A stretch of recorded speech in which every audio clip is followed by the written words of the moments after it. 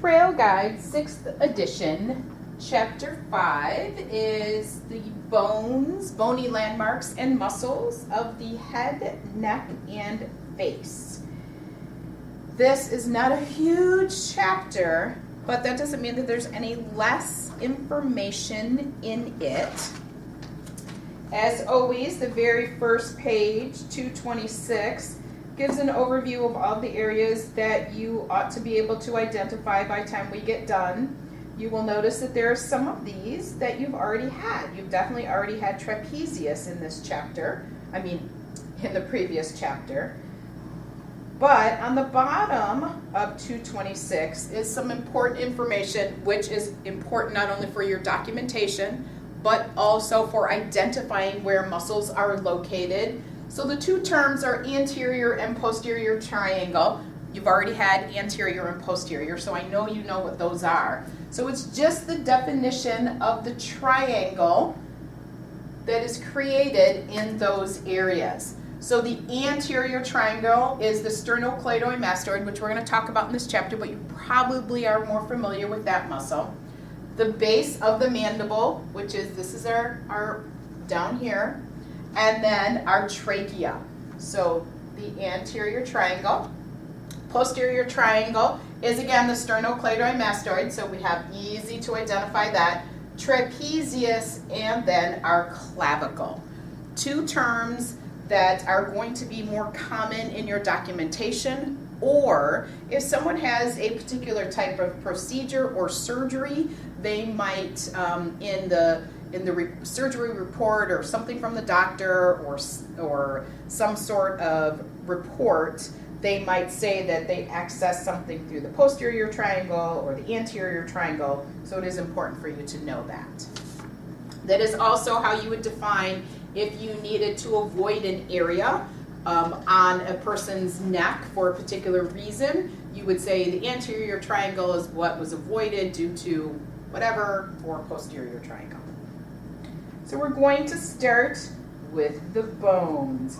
Page 228.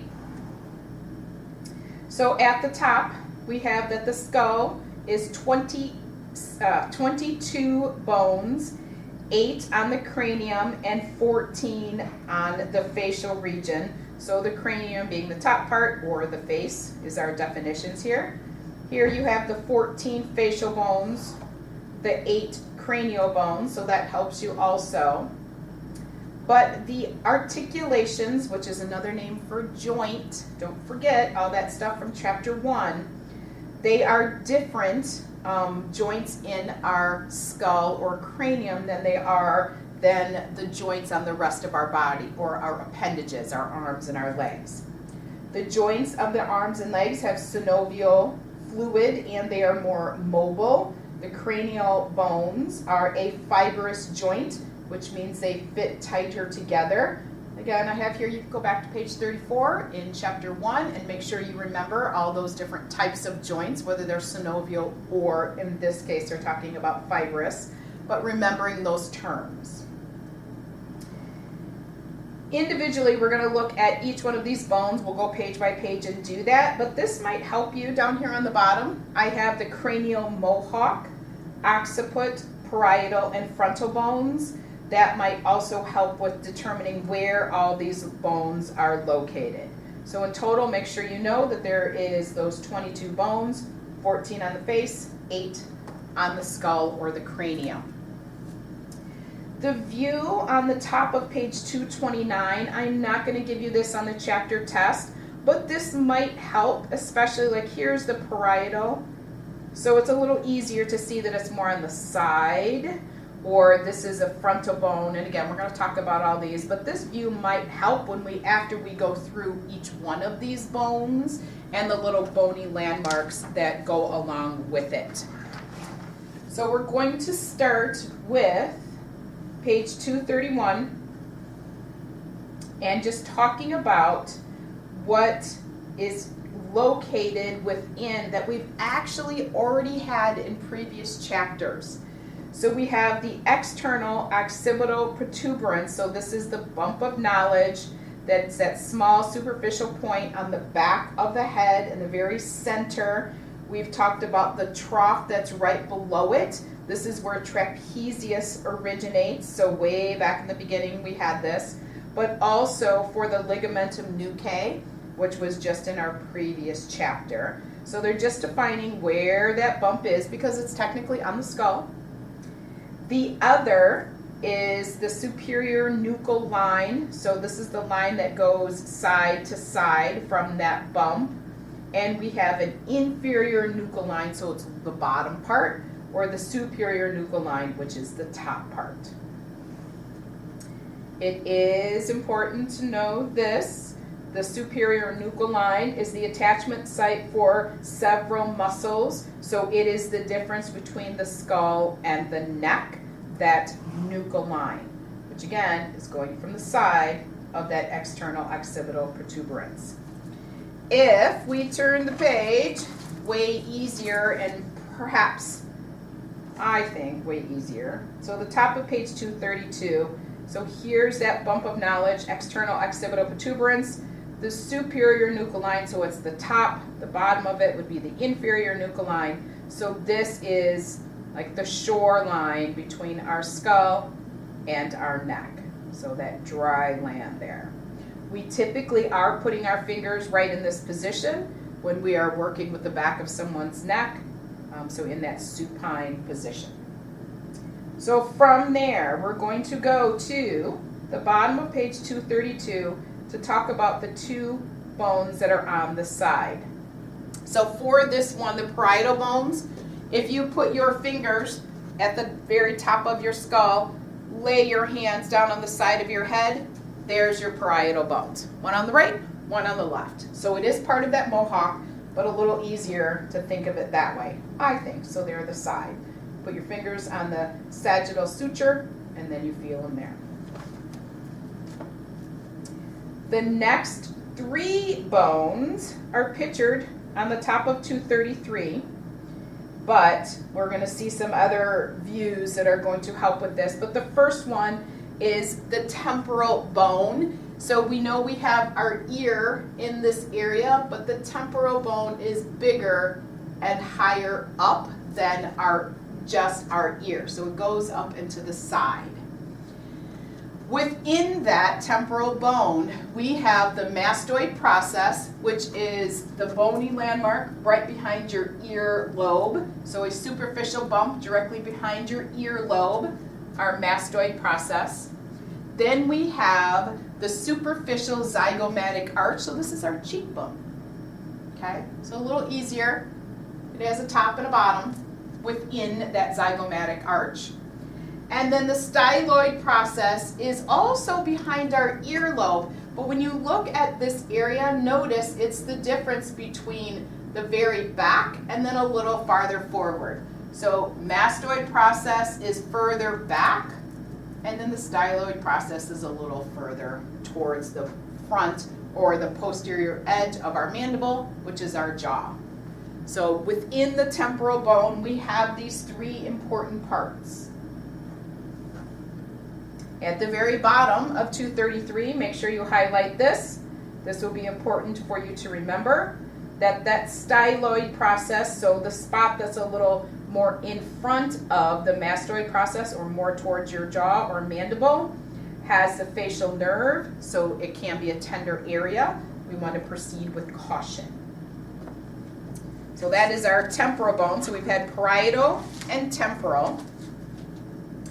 Now we're going to the frontal bone, top of page 234. So it is the anterior aspect of the cranium, which is forming the forehead and the upper rim of the eye. So a little easier to think of this one. The frontal is the front, but it also is including this upper eye socket area. So easier to think of that one. The sphenoid bone is the next on page 234. It's located behind our eyeballs and superior or above the zygomatic arch, which is our cheekbone, so it's above there, and it's shaped like a butterfly. So that picture on the top of 234, again, above the zygomatic arch, our cheekbone goes behind our eyes, just where that sphenoid bone is. The facial bone has 3 parts to it. So this is the entire facial bone on the bottom of 234. We have the nasal. We know where our nose is, the bridge of our nose. So take off the cartilage at the end. The zygomatic, which again we've defined as our cheekbone. And the maxilla is different. So the top of our jaw is different than the bottom of our jaw. So the maxilla is the upper jaw part. This is all part going into the facial bones. Then we get to the bottom of our jaw, or the mandible, so page 235. You don't have to define out all of these bony landmarks, but there is one that is going to be important for accessing a muscle that we're going to talk about. It's the coronoid process. So it's an arch that you will be able to feel by opening your mouth. So if you find the very front of your mandible or your bottom jaw, walk around the side, you'll find the angle, which is the bottom part of your jaw, and then directly above that is the coronoid process. So the angle is back here, and you're going to go up and feel the difference between opening and closing your mouth right in this coronoid process. Just a bony landmark, part of the mandible we're going to need to know.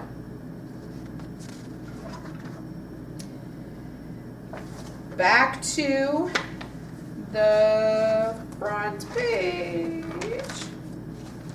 So now I want you to go back to page 228. So we talked about the maxilla, the upper jaw. We talked about the temporal. We talked about the frontal. We talked about the parietal, the sphenoid, butterfly behind the eyeballs, the nasal, the zygomatic. We have not got to the ethmoid, lacrimal, and the vomer, but I want to get all of these other ones on this bottom picture. Now you can identify all of those. So for the ethmoid and the lacrimal, notice where those go. They're like on the side of our nose, like where your glasses would sit if you wore glasses. So very small bones right within that center part. The vomer, I want you to notice the difference between vomer and nasal. So we have, again, where the glasses are, so ethmoid, lacrimal, and nasal are the top part, like the bridge, very top. But the vomer is the bone that's actually behind our nose. So this outside part of my nose is cartilage. The vomer is down in the center. So yes, this cartilage is very sensitive, but the bone is deeper. So it's easier to see these bones in this picture. Again, you can't see them here. But that is your 14 facial bones and your 8 cranial bones to make up those 22 bones of the skull. So that's your bones. Not that many bony landmarks, but we did talk about the mastoid process, defining the coronoid process on your mandible. We have a couple other areas that we need to identify within this chapter. Technically, this is not a bone, but on page 238, we have the trachea. So I just want you to be have a reminder of the area that is the anterior surface, because that's part of this chapter. Trachea is also known as our windpipe in the center of our neck. You can see the thyroid gland defined here. We'll talk about that at the end of the chapter, so we'll view those structures. Not very often that you're going to be doing work right in here, but you need to know what is here. Hyoid bone is a separate bone in this chapter, which is technically towards the skull, but it's separate from the skull. A better view of the hyoid bone is on the top of page 239. So it's our horseshoe bone. You don't need to know the little points of it, but you do need to know its job. So it basically sits at the root of our tongue, and it's an anchor for our tongue, which is a muscle. But this particular bone is unique. It's the only bone in our body that it does not articulate with any other bone. So it does not have a joint with another bone. It elevates when we talk or swallow. So we are going to have muscles that are superior and inferior to help move this hyoid muscle bone up and down. So it doesn't have any other bones that it's connected to, but there is muscles that have to move it for when we talk and when we swallow. So our hyoid bone. Separate from the other facial and skull bones. So that's all of the bones.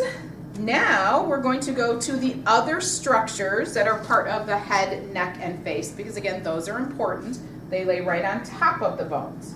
So we'll start with the view on page 270. And you can see I have highlighted just some specifics, which we're going to look at the other pages. Superficial temporal artery right in the center. There is the facial nerve. We're going to talk about that. We're going to talk about the parotid gland, the saliva gland. We have our carotid artery, which we know is on the lateral aspect of our cervical area. Temporalis muscle is where the temporal bone is. Our parotid duct we're going to talk about. This is a tube that gets our saliva from the gland into the mouth. And then our facial artery here, if you cut yourself shaving, you probably haven't hit that artery, but we know there's a lot of superficial arteries going on here. So this is just an overview, but we'll talk some specifics on the top of page 271. You need to know how the book identifies where the carotid artery is, other than just saying, it's on the side of my neck. So you would define it as the anterior and lateral aspect of the neck. And it is deep to the sternocleidomastoid and the infrahyoid muscle, which we're going to talk about in this chapter. But we can see that sternocleidomastoid there. So you need to be aware of the carotid artery being right underneath that or deep to that. Superficial temporal artery, we looked at that in that first view on page 270, but we can see how it goes in front of our ear, goes all the way up into our temporal area, so the temporal muscle, temporal bone. So again, it's superficial. It is a branch off of the carotid artery, and it might be an area that you will feel someone's pulse. We have to keep in mind that the temporal muscle is bigger than just that little divot right alongside our eyes, what we call our temporal area. So it is bigger when we're working that muscle, but we'll talk more about that. Facial artery at the very bottom here, we can see individually. So small, superficial. It goes around the mouth, up towards the nose, and then it curves back. Just need to know where that is, especially when we're working with the muscles of the face. Couple more. This picture we're going to be referring back to for a couple different reasons. They're talking here specifically about the facial nerve, so it is very close, or the proximity to other structures, so you have to be aware. So you can see how this facial nerve is branching all over. It's the yellow part. Notice the parotid gland. So I'm going to skip down to the bottom because that's where it tells us that the parotid gland is is the saliva gland. This is where we make our saliva. We have three areas for this. It is submandibular, sublingual, and this parotid area. Okay, so this is where our saliva is made. And there is a duct, a parotid duct, that goes around the masseter to put the saliva in our mouth, which you can see this on the top of page 273, parotid gland. Here's our little duct. This is the muscle that we're going to talk about in this chapter. So this is why this gland is important. So being aware of the difference between the muscle and the gland and this duct here, you will be able to palpate all of this area. This is the submandibular, so sub-mandible, so below the mandible. The other area that the parotid is located is underneath your tongue. That's the sublingual. On the bottom of 273, we have the information about the thyroid gland that I mentioned earlier. So it is to the right and left around that trachea. You are not going to be able to feel the difference in someone's thyroid gland, but you might be there because of the sternocleidomastoid, which we're going to talk about in this chapter. You definitely will be able to feel someone's trachea, but our palpation skills are not going to include feeling that gland separately from the trachea. It can be done by a trained physician. On the top of page 274, we have the cervical lymph nodes. Just a reminder that they are located within the cervical region, but notice we can have more behind our ear, in front of our ear, on the lateral side, under our jaw, down by our clavicle. So remembering that they are superficial and deep, they can be tender, they can be the size of a raisin or a pea or a bean, a lentil. So just remembering that they're in that area. You probably will have someone ask you if you can feel their lymph nodes in that area, and do they feel like they're inflamed, or do they feel like they're bigger than they're supposed to be? You need to find the words to remind them that it is not up to you to diagnose anything, and if they are concerned about the size of one of their lymph nodes, they should seek medical attention. And wherever they asked you of that, the right side, left side, you need to document that, and you need to document what you advise them to do. Extremely important. The last part, because of the muscles that we're going to talk about in this chapter, we've talked about the brachial plexus before. When we've talked about the brachial plexus, we've talked about it in regards to the cervical vertebrae and how the nerves are coming out of those transverse processes. We've talked about way back in chapter 2, pectoralis minor, and how from the coracoid process down to our rib cage, this muscle is sitting on top of this bundle of nerves, arteries, and veins. This has that median nerve that goes all the way down into our hand. So this is an area that we're going to focus in on, because the scalenes, which are 3 muscles of this chapter, we're going to come back and look at this because the anterior and middle scalene is where this brachial plexus is coming out of. So when we talk about the scalenes, we'll again remind us about this brachial plexus, and that compressing or impinging on the nerve can create that shooting sensation. So very important, especially in that anterior triangle area of what is occurring down the rest of someone's arm. So that's all of the other structures. So not a whole lot of bones, although there is technically 23. Not a whole lot of other structures, but they are important ones for you to think about. This chapter will go relatively fast because there's luckily lots of things that we do not have to focus in on. So we'll get to all of those things that are just part of our viewing pleasure later. To start, our muscles, page 244 for our first muscle. Sternocleidomastoid. And this is the one that most people are already familiar with by the time they come to class. And if you break it down, it tells you what the origin and insertion is. Notice here, it has 2 heads, the sternal head and the clavicular head, which is part of the sternocleidoid. And mastoid, it goes to the mastoid process. So if you take those bony landmarks, you know exactly where this muscle is. Goes to the clavicle, goes to the sternum, up to the mastoid process. Again, the names. Notice here I have written that it's under angle. It has an angle to it. Okay, so it has 2 heads that merge together and come up to the ear. At the bottom, we have a little easier picture, that origin and insertion. You do want to memorize origin and insertion, and you do want to memorize these actions. We'll talk about the actions again at the end because it'll make a little bit more sense there once we add in all the muscles. But you do have to remember that this is an angle, which is why it has a same side action and an opposite side action. So this one will be slightly complicated, but just always remember where it is. That's the most important thing.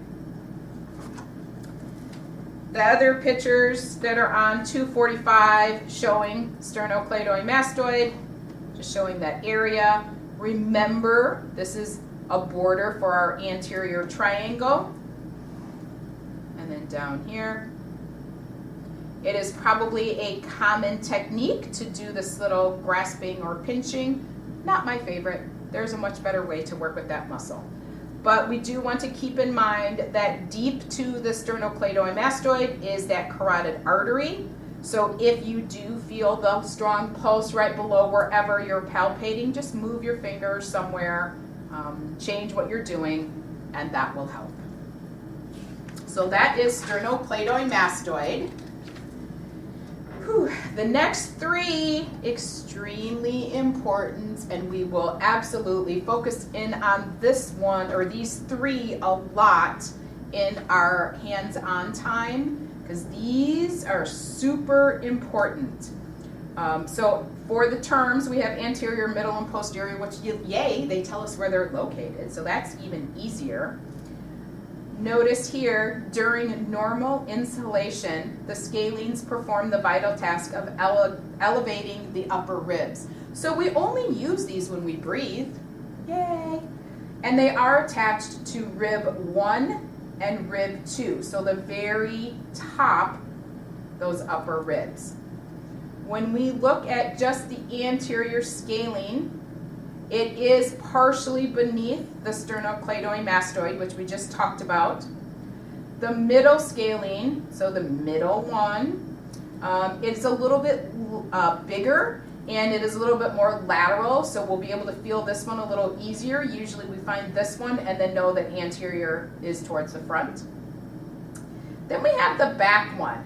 So posterior scalene, this is the one that is going to the second rib. Anterior and middle are attaching to the first rib. But posterior scalene has levator scapula on top of it. So it is deeper than anterior or middle scalene, but it's smaller and more buried. So there is a particular way that we have to manipulate the scapula in order to find posterior scalene, and we will do that during our class time. At the bottom of page 246, here you can see just your origin and insertion of anterior on this side, so showing where it's coming out of the transverse process down to that first rib. Middle scalene is attaching to spinous process here, and then down to, middle scalene is also going to the first rib, and then that second rib for posterior scalene.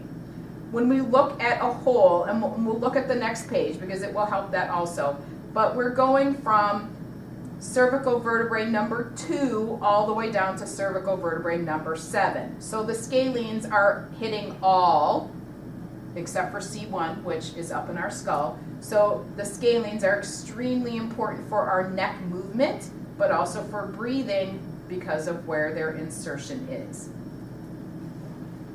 Brachial plexus we just talked about, and so now we can absolutely know this is anterior scalene. Here's our brachial plexus, that bundle of nerves, artery, and then we have our middle scalene. We have to remember that so that when we are working in that area, we're aware that we can cause that impingement or that compression on that nerve. For the breakdown, let's look at anterior, even though we just talked about it, but you can see how it's separately originating transverse process of 3rd through 6th cervical vertebrae, so on the side, 3 through 6, attaching to the first rib, inserting, most movable spot right here. Middle scalene, so this one is also covering that same area, but it's going higher up. It's a transverse process of the second vertebrae all the way down to 7. So this one is 3 through 6, middle scalene 2 through 7. So now we've gone from the top down to the bottom. And then posterior scalene, so this one is inserting at the second rib, and it is attached or originating at 6 and 7. So it is important, way back into that previous chapter, knowing where the transverse processes are, knowing how to locate them, and then remembering that the clavicle is on top of rib number 1 and rib number 2 will absolutely help us be able to identify where these 3 scaling muscles are.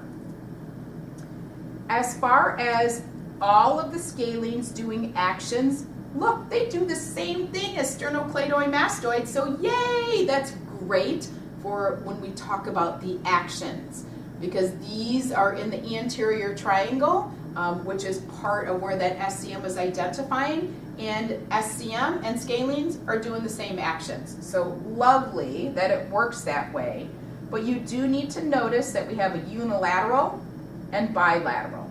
So we do have to focus in on that when we do the actions. So just knowing where anterior, middle, and posterior scalene are, I would advise you absolutely to know the insertion. 2 go to the first rib, 1 goes to the second rib. And if you can just remember that anterior and middle are covering 2 through 7, and that posterior is lower, just 6 and 7, that will be enough for you to remember. They give us a little reminder about that brachial plexus here, so you might want to circle that. And right here, for the posterior scalene, I have that we're going to elevate the scapula in order to access posterior scalene, but we're going to see why on the next page. Well, next page or 2. So before we look at that, let's look at page 248, just so we can see a different view of anterior, middle, and posterior scalene and how they're laying in comparison to the clavicle and that first and second rib. This will be an important one during our hands-on time, that you have this vision in your mind. Towards the middle of page 248, we have exactly what you are going to be doing, probably on every single client that you work on, because hopefully all of your clients are breathing. So this will be very important. SCM is easy to identify, clavicle is easy to identify, so we will always be able to find that anterior scalene, that middle scalene, and posterior scalene. So another view here showing our clavicle, so knowing where that anterior triangle is so that we can access these 3 muscles. Still focusing on how to palpate. So this is showing where anterior and middle scalene are. This middle picture on page 249. Sorry about that. We have levator scapula, which is superficial to posterior scalene, or posterior scalene is deep to levator. And we know we have trapezius on top of this. Levator scapula is attaching to the scapula. So when we have a client in the supine position and we passively elevate the scapula, it's going to create a little slack right about where this guy's thumb is, so then we can get into the area of posterior scalene. And that is what we will do during our hands-on time so that you become very proficient in that. And here's another view of what we'll be doing. So how we can get to those ribs, feel by feeling the different muscles, the different borders, especially the edge of trapezius, and then going to levator, and then down into the scalenes. So that's 4 muscles so far. Then we have page 250 for our masseter. So we can see the lovely masseter muscle here. And it is the strongest muscle in the body relative to its size. I would encourage you to highlight that. The state loves to ask questions like that. What's the strongest muscle? What's the shortest muscle? What's the longest muscle? But this one is the strongest compared to its size. Then we have that the masseter is the primary chewing muscle, and it's used in speaking and swallowing. So for our origin and insertion, well, let me move this up. We have our zygomatic arch, but notice that origin is at the inferior edge, and insertion is down to that angle or the corner. So it's the bottom of our cheekbone down to this angle here. So there's our origin and insertion, and then knowing that this thick, strong muscle is going up and down from there. Notice that I have, in this particular case, the nerve is outlined, or highlighted, excuse me, because of the facial nerve, specifically the trigeminal nerve, which is nerve number 5, is going to be right in this area. So it's going to have 3 branches that go right along in this insertion site. Important for when people have the diagnosis of trigeminal neuralgia, you need to know that this muscle is the one that you perhaps want to work with. You also need to pay attention to the actions, which I know we'll talk about at the end, but elevating the mandible, so closing our mouth, is shortening this muscle.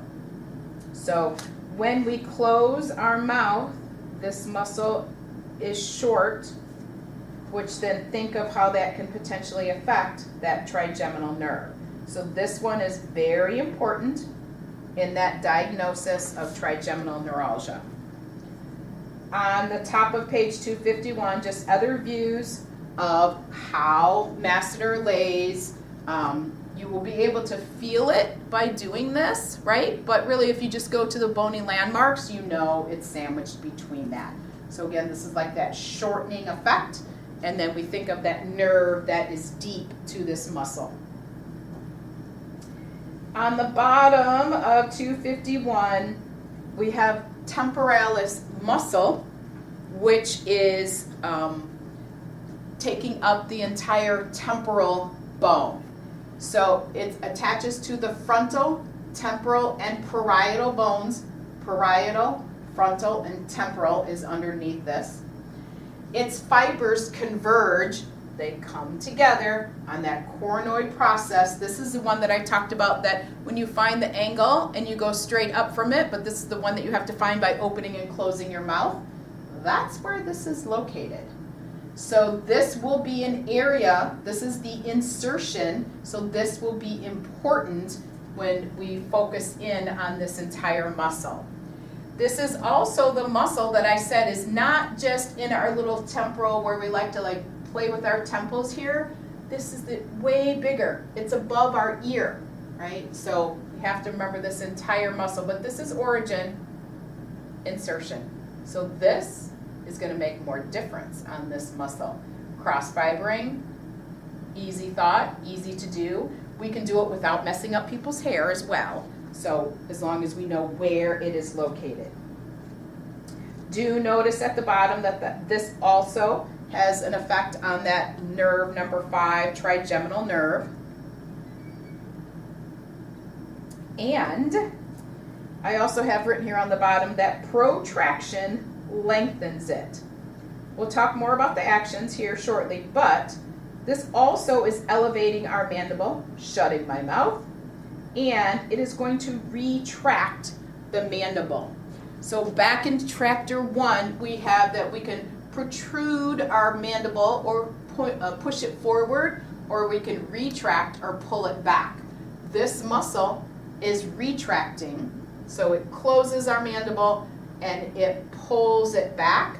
So when people have their mandible sticking out, all right, which is very common when we observe humans, we are lengthening this muscle out, which means it's being pulled and lengthened. So it is stretch weakened when people have that protrusion as how they normally hold their jaw, which can lead to some of what they're experiencing with trigeminal neuralgia or many other pathologies. That's just one that is common. Page 252, just for that black and white-ish origin and insertion to remember how big this muscle is. Parietal, frontal, temporal bone, and down to that little itty bitty spot. Very important you know how to find that spot. All right, so the next group of muscles is actually easy. So page 253, we have the suprahyoids and the digastric. Let's just focus on the suprahyoids. So this middle picture here shows our hyoid bone, our horseshoe bone. Suprahyoids mean they're above the hyoid, so they're pulling it up. There is 3 of them. You don't need to focus on the 3 of them, but you do need to know where the suprahyoids are located above the hyoid bone. So they're forming a wall of muscles on the underside of our jaw. So down in here. They go from the edges of the mandible to the very center, and they're helping to also move the muscles of the tongue. So these 3 suprahyoids are not only attached to the upper part of the hyoid, but they're also helping the tongue. So they affect the tongue and the hyoid bone for chewing, swallowing, and speaking. The other muscle, so those are the 3 suprahyoids. Again, you just need to know where they are located. Digastric is the other one. You could see a little bit of it here. So digastric, anterior, superior. But I like the picture at the bottom of 253 a little easier. So when you can't see the paragraph, but I know you can in your book. We want to think of this kind of as a sling. So we have this tendinous sling. So it's going from the center of our mandible back to that sling and then back up. So it's creating this like little sling. We can think of it like that, right? This could be like a little hammock here. So this is our digastric, and it is helping to retract or pull back my mandible. So it's attached here. It makes sense. It's going to pull it back. The suprahyoids are going to pull down on my mandible because they're here. So if you know where the suprahyoids are and you know where the digastric is, that'll tell you the action. You just have to be able to know where it's located. So digastric and our suprahyoids. So technically that's 4 muscles, but again, you just need to know where they're located. I like the picture on the bottom of 254 also. We're just seeing where those suprahyoids are located, showing our hyoid bone, so they're above the hyoid bone. You also can see a little bit of the digastric, but better picture on this side. See that little sling thing going on here. Okay? Yay! The same goes for the infrahyoids that went for the suprahyoids. The infrahyoids are located on the anterior neck, superficial to the trachea, and if we look at our hyoid bone, they're going to be below the hyoid. Supra is above, infra below. And if you know that they're below the hyoid bone, you're going to know that they depress the hyoid. Yes, there is the separate names. No, you do not need to know them.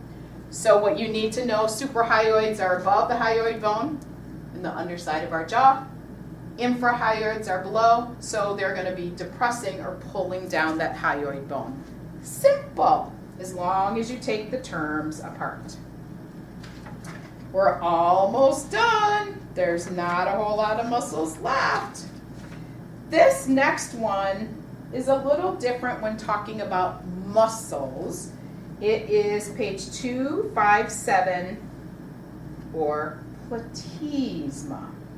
So this one, as you'll notice that I have highlighted, it actually is an integumentary muscle, which means it does not connect to a bone, but instead it connects to other muscles. So it's very superficial. So it attaches to the skin and the muscles that are in the area. So it's assisting in depressing the mandible. So if we look at where it is, look at it's at the bottom of what looks like my lip, but we think about the bone itself. It is going to draw down the corner of my mouth, but it's also going to tighten the fascia of my neck, that superficial connective tissue. So it originates actually on our pectoralis major fascia, so down here, and it inserts up into here, which is why it's pulling down. We have probably all seen people that they walk around with their mouth open. Could be like they have more of a frown. Platysma. Platysma, although it seems like, oh, it'd be super easy to work with it, we can actually blow through it by putting too much pressure because it's extremely superficial. So I will show you in class time how you can try to do your best to work with platysma. There is a technique, but here's what I was describing on the bottom of 257. I mean, he looks like it's a little worse, but you will see people like this. So I encourage you to observe humans in their natural habitat, and then you will absolutely see people that have tension in their platysma. The next two muscles on page 258, super easy. Occipitofrontalis, I bet it goes from the occiput to the frontal bone.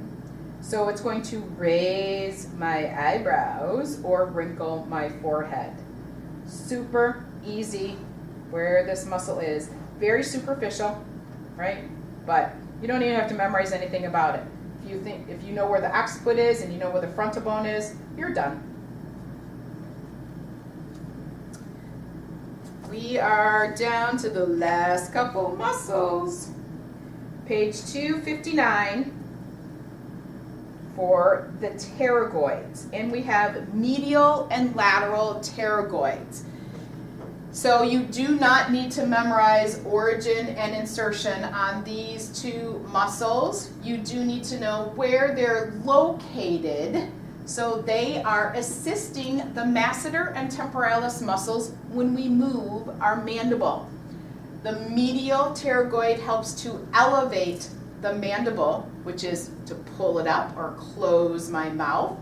The lateral pterygoid is protracting it or sticking it out. So these two muscles are actually located on the interior side of the mandible, so inside your mouth. And they have a difference of how they lay. But when you look at the bottom pictures on page 259, you can see how they're located on the inside of our jaw. So these are not ones that you are going to actually be able to, or I shouldn't say, you technically can work with any muscle in the body as a manual therapist. However, obviously you need to go on and have more continuing education of how to access these because you have to go through their mouth and you need to be more comfortable with that. So what you need to know about medial and lateral pterygoid is their actions, but notice that they both laterally deviate. So this would be moving my jaw side to side, but then they also are closing the mouth and pulling the jaw forward. So we'll talk more about these when we get to the actions, but just know that the medial and lateral pterygoids on the inside of the mouth, and their main action is that lateral deviation or moving our jaw side to side.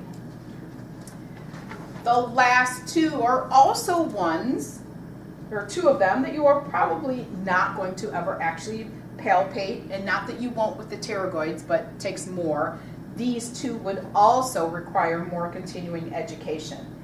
Longus capitis and longus colli. So I bet they're long, right?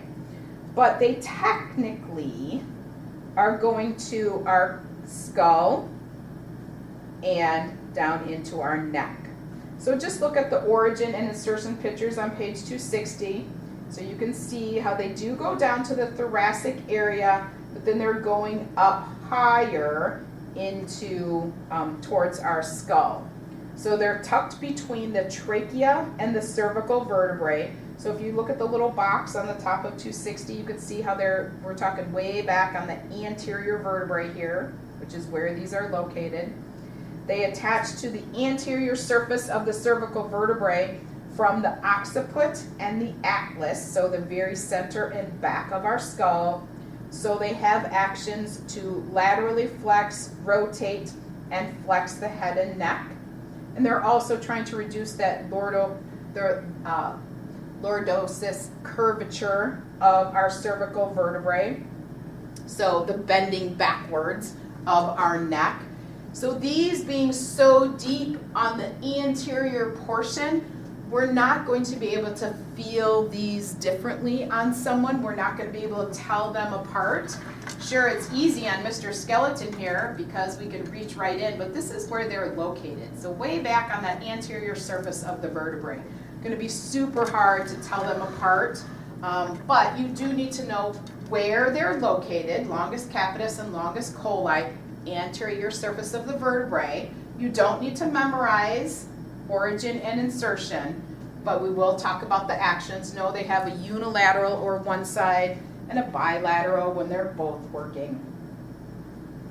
That's the end of our muscles.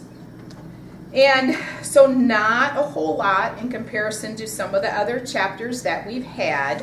However, we still have to talk about the actions. So we're going to turn to page 242, but don't get super excited yet.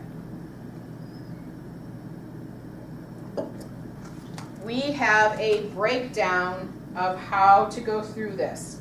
So page 242, just go to the top and notice this is the cervical spine and we're doing flexion. So this is bringing your chin down towards your chest. That's flexion, flexing it forward. And we have sternocleidomastoid. So if we can remember where this one is, mastoid process down to the sternum and the clavicle. When it contracts, it's bringing our jaw, our mandible down.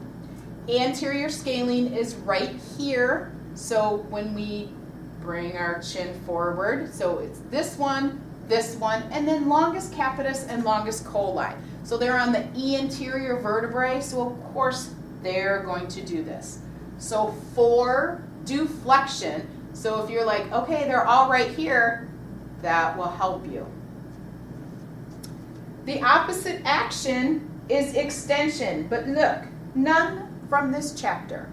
So extension is when we're standing up more straight or erect within our cervical spine. So yeah, there's a whole lot of muscles that are doing this, but none that we have to focus in on from this chapter. So you just have flexion down to rotation.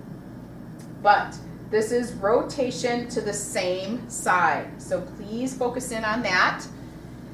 And look at this list. We only have to focus in on longus capitis and longus coli.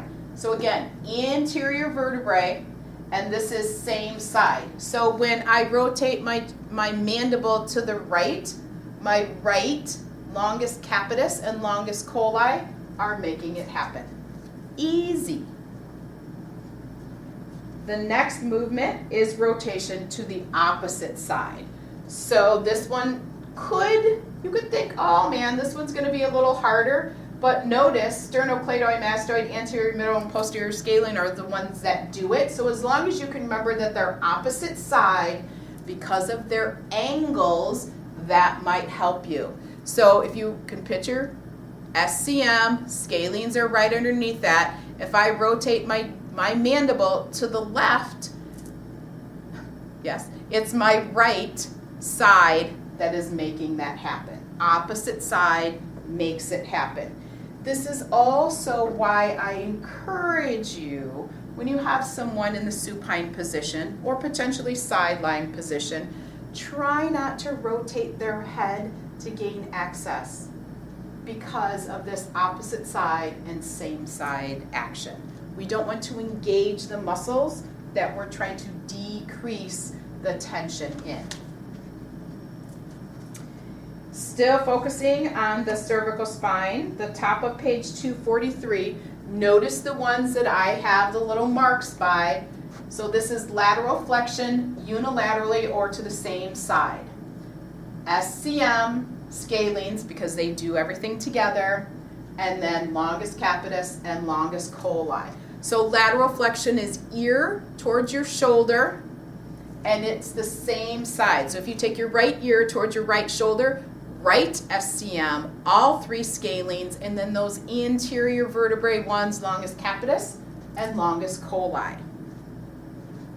That's all of the actions for moving our cervical spine. The other ones are having to do with our temporomandibular joint, or where our temporal and mandible come together. All right, we can take that apart now. We know that. Elevation is closing your mouth. So we have masseter, which is elevating, temporalis, which is, again, elevating because of where it inserts into that coronoid process, and the medial pterygoid, because look, it's on the inside bottom of our mandible, so it's pulling it up. We're trying to close our mouth. The opposite is depression, but notice I have digastric and platysma as the ones that I want you to focus in on. So this is when we open our mouth. So we have digastric, that little sling there, platysma, because it's attaching to that corner of the mouth, right? The other ones that are listed here are part of the ones that are on the underside of our jaw, or the suprahyoid. So I don't have them highlighted because you just have to remember that on the underside of our jaw is the suprahyoids. Sure, you can absolutely memorize the names, but you don't need to, as long as you can remember they're down here. So they're also going to depress the mandible. Protraction and retraction are our last 2. Protraction is the pterygoids. So I remember that these all have to do with P. So this is when I'm protruding my mandible forward. I'm pulling it forward. So if I remember it's a pull, that's protraction, and it's my medial and lateral pterygoids. You got to do whatever you can to remember what they are, especially when we can't see them. And retraction is the opposite movement. So retraction is when my mandible is going to go towards my vertebrae, temporalis, and digastric. Okay, harder to think about those, but if you push your jaw back in, you put your finger on your mandible and push in, can you not feel it in your temporalis? You're not really going to feel it in your digastric, but if you put your finger here, maybe that'll help you remember that it's the digastric underneath there. So that is the breakdown separately of the actions. But we have a couple more pictures to look at, so just a few more minutes. Page 240. And what I want you to notice is first of all, what I have highlighted up here. These are the anterior and lateral muscles of the neck that are doing actions on the skull and the cervical area, as well as helping us swallow and talk and inhale. We also have muscles that are on the posterior cervical area or neck area, which are going to help with moving our head and neck. For these the bottom picture, notice the ones that are highlighted, or you can notice the ones that are not highlighted. In your workbook, this same picture exists and for identification. For your chapter test, you need to be able to identify all the ones that are highlighted, or you don't have to identify the ones that are not highlighted. Same thing, just worded differently. The same goes for the next page, page 241. Again, not everything is highlighted, so you're only responsible for the ones that are highlighted. Some are muscles, some are veins, some are bones. So this will help you on your chapter test. And I think that was all, except we're going back to the very beginning. Page 226. Don't forget about your anterior and posterior triangle, as well as for your chapter test. This would be another one that visually you will need to be able to identify all of these areas.